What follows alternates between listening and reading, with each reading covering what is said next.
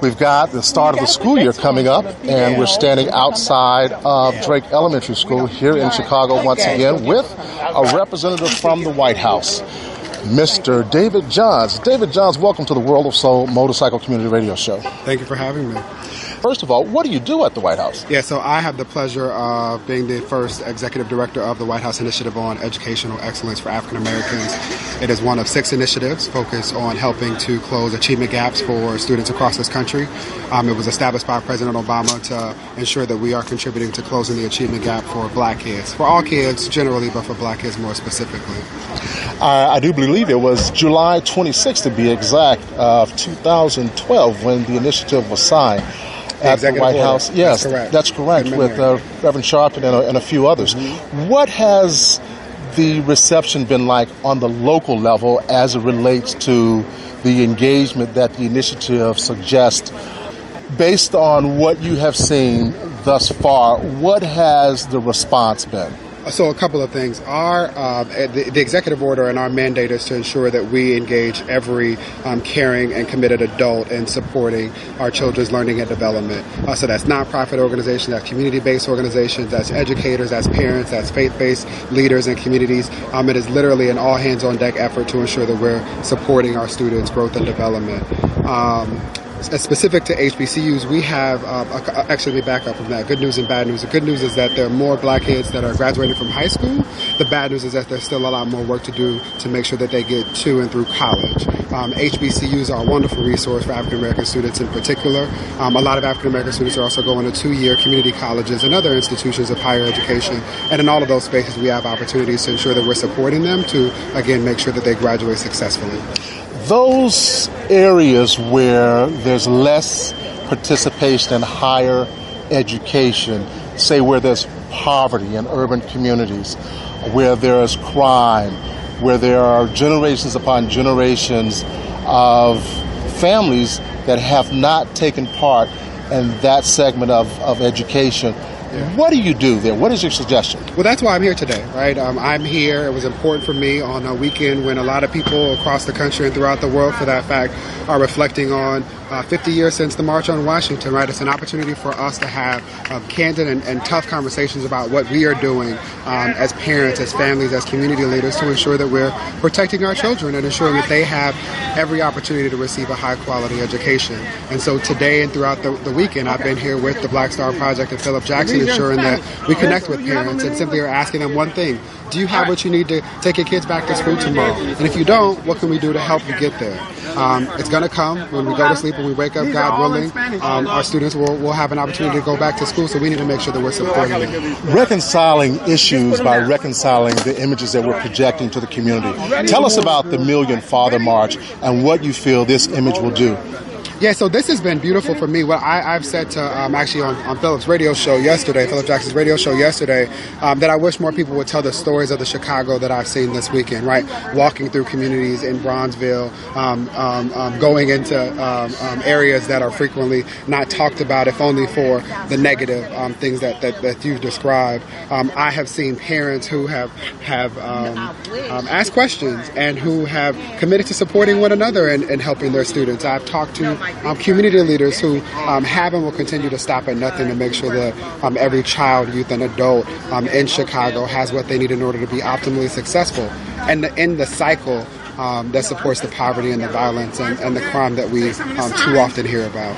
What are your thoughts about creative ways or innovative ways to invoke change and hope in the community as it relates to those that are not typically engaged on the issue of education? Let's talk about the least of these, say the ones that are in poverty, or even those that are involved in crime, gangs, things of that nature. Because if little brother or little sister sees big brother and big sister and looks up to that person and they're engaged in such activity, what do you suggest we do or can be done to engage that segment of society? Because when it really comes down to it, it is true. As the bottom come up, we all come up. Yes, and Senator Kennedy used to say, a rising tide lifts all ships.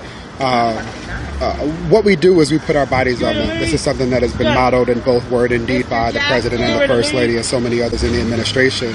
but we take opportunities to have these conversations and to talk about what it means for a child to be able to see somebody who's been on their block do something positive and help to point them in the right direction, and say, I want to ensure that you have everything you need in order to be successful in school and to live out your dreams. I don't know that we need to have conversations about new and innovative things, right? Another adage that comes to mind is that there's not much that's new under the sun.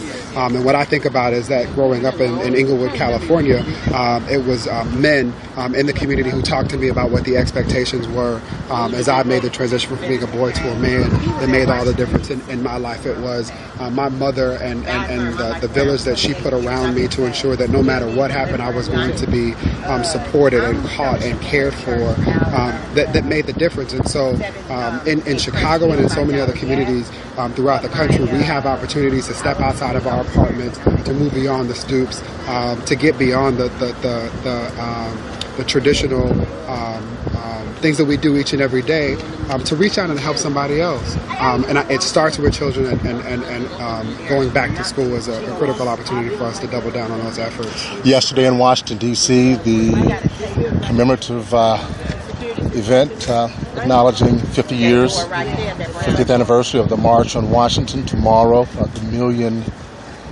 Father March here in Chicago, and reflecting back on the night that President Obama was elected. He said, the work doesn't stop here with my election alone. We must continue to organize and mobilize to impact change in local communities. So I agree with what you said earlier, that there's nothing new under the sun, but duplicating those past efforts of building broad-based coalitions of support on issues significant to the community.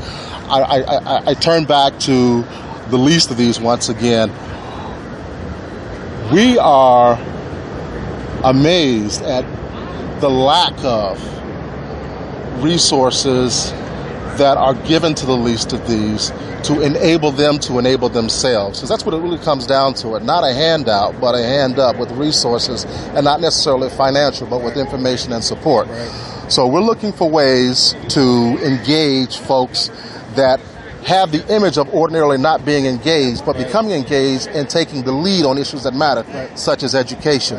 What are your thoughts about what the motorcycle community has been doing as it relates to historically black colleges and universities, increasing and expanding those opportunities, and how we can move that forward? Yeah, so I think the Ride for Change, Ride for Hope is an awesome opportunity to engage the motorcycle community in supporting our students and our schools. I look forward to continuing to learn more and to supporting the efforts going forward.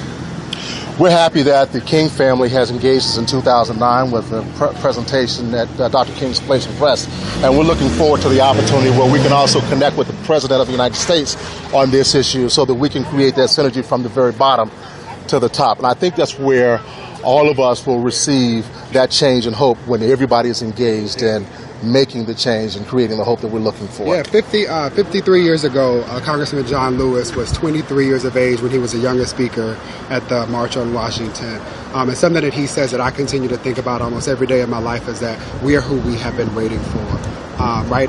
We must get beyond wanting and waiting and move to a place where we are doing and engaging each and every day with intentionality and purpose, finding ways to support our students and our young people in our schools. And we want to organize for that and see the reversal of negative trends here in the community. We're thankful so much for you coming to Chicago and visiting with us today and taking a lead on this issue and helping to celebrate fathers here in Chicago doing the right thing.